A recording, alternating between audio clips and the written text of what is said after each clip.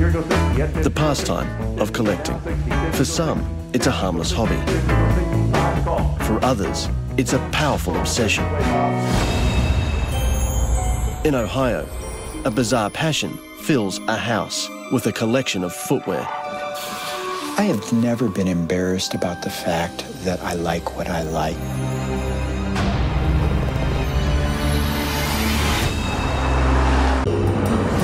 When way too much still isn't enough, collecting can become taboo.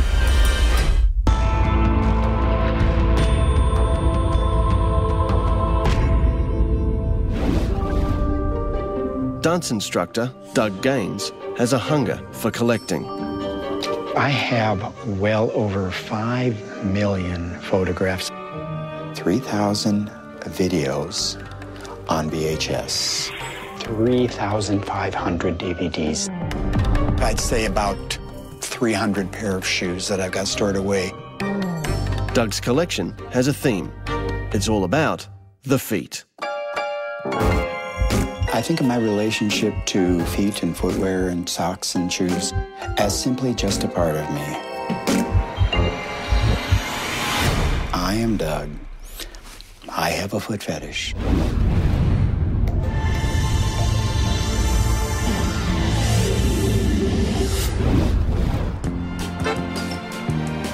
In the suburbs of Cleveland, Ohio, 58-year-old Doug Gaines has a house full of footwear. This room is loaded with cases of hockey skates and football cleats and baseball cleats and boots and just everything you could think of. I certainly find the foot and footwear exciting, the shoes and socks or the sports type things that are on the feet.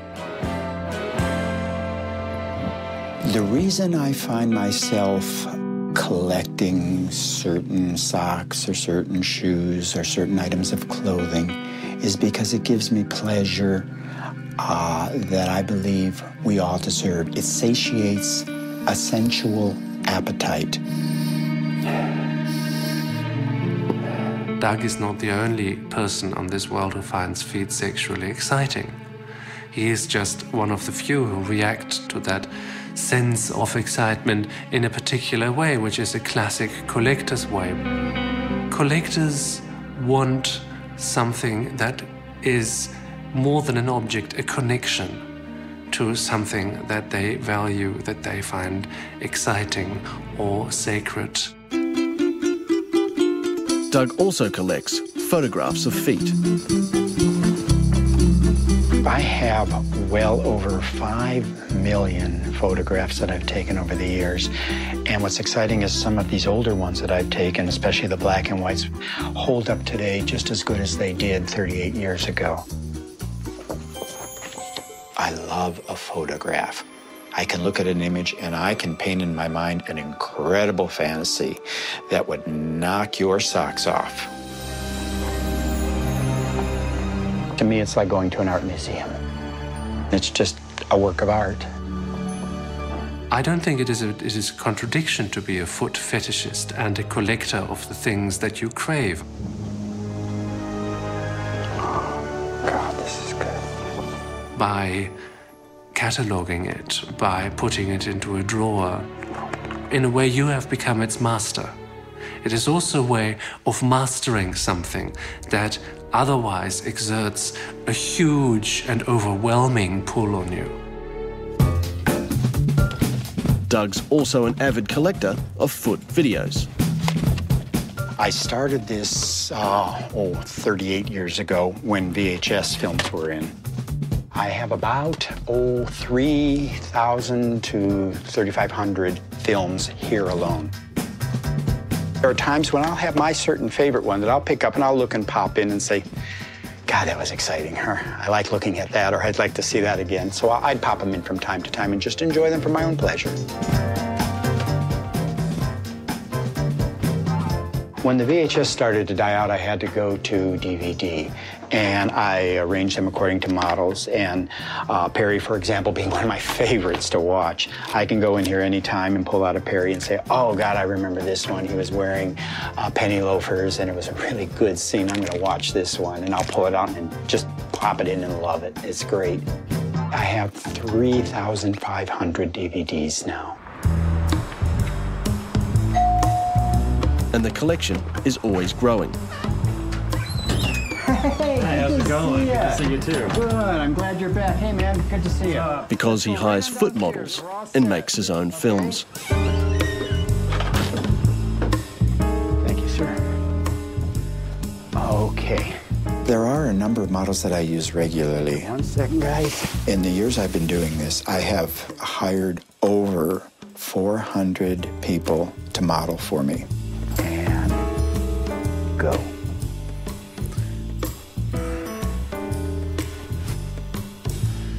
Doug's gay, so his passion is for men's feet. In the beginning, I recorded simply for my own pleasure, saying, gee, I'd like to save this scene so I could relive it. Okay, cut. Okay, what I need to see now a little bit is Austin, if you change your position a little bit. I'm not aroused at all when I'm filming or photographing, and here's the reason why. Because I'm so concerned with the cameras, the lighting. Can they see the face? Can they see the image?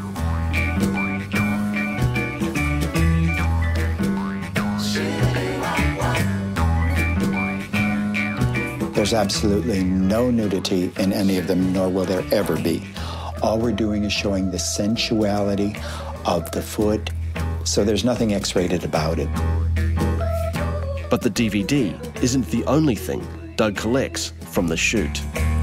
I'm surrounded here by the socks from the various models, from the various film sessions and photo sessions that I've done. I've asked the models to wear them a few days before so they have, A, the reality of the scent of the sock, and B, the imprint of the foot on the sock. I would put them quickly in a Ziploc bag to keep that scent. And of course, for me, the scent of the foot is what I really like. To me, that is the scent that is intoxicating to me. It's thrilling, it's exciting. Doug's learned a trick which intensifies the sock's odor. I learned that to get the molecules of the scent active again, if you spritz it with the tiniest little bit of water, stick it in a plastic bag unsealed, and put it in the microwave for 12 seconds, the molecules start to react again and the scent comes alive again.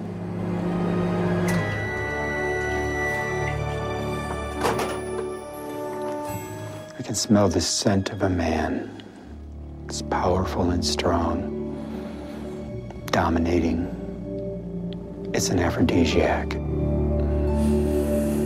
It smells like a real man. The scientific definition of a fetish is an object that has sexual power. So for Doug, feet and socks and shoes and boots and everything associated with the foot have sexual power.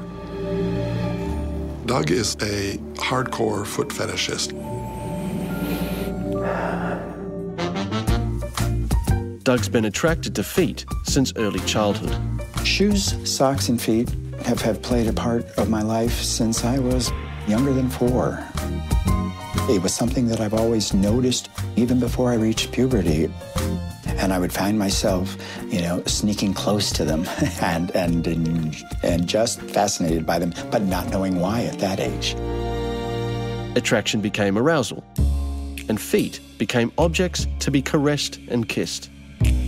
When I am, let's say, acting as a stool or a footrest for a man, to me it's very exciting because it allows me to put myself for those moments in a very submissive position to him.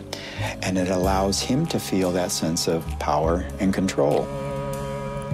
Roberto has been indulging Doug's desire for straight men's feet for 10 years. I do not have the fetish, no. There's no foot play with my partner. I do it for the role play, the power, domination. I don't think that it's strange at all, and I really don't care what other people think. Some experts believe fetishes can be explained through a mixture of brain science and genetics.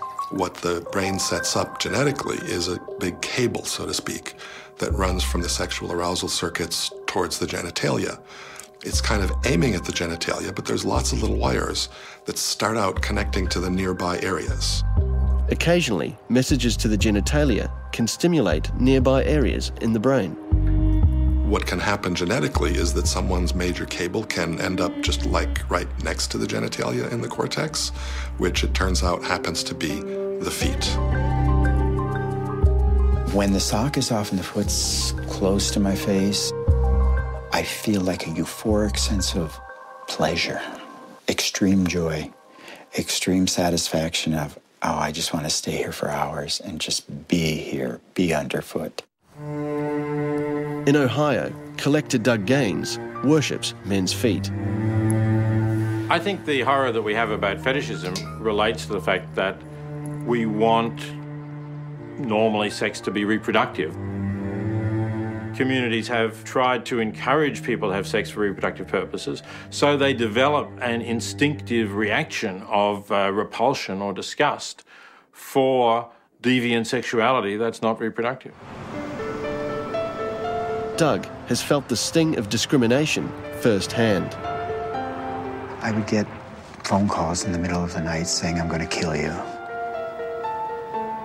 Or I would be walking down the street and I'd hear, oh, there goes that blankety blank faggot, you know. And I would just keep walking because there's nothing you can do about the hatred.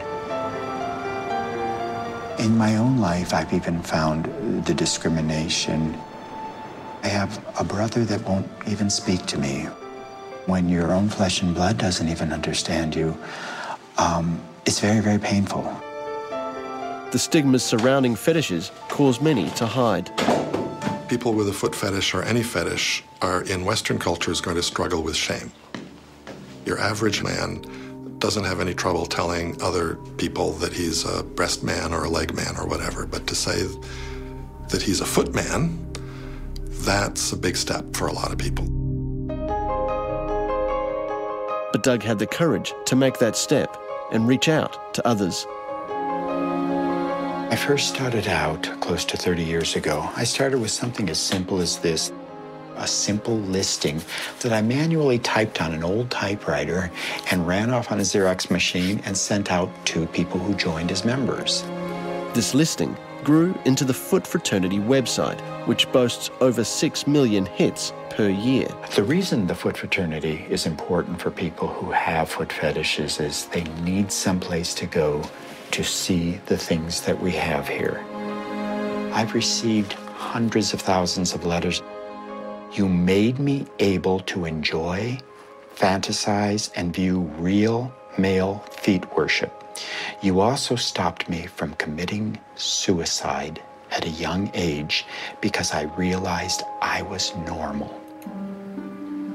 For most collectors, collecting is a social activity.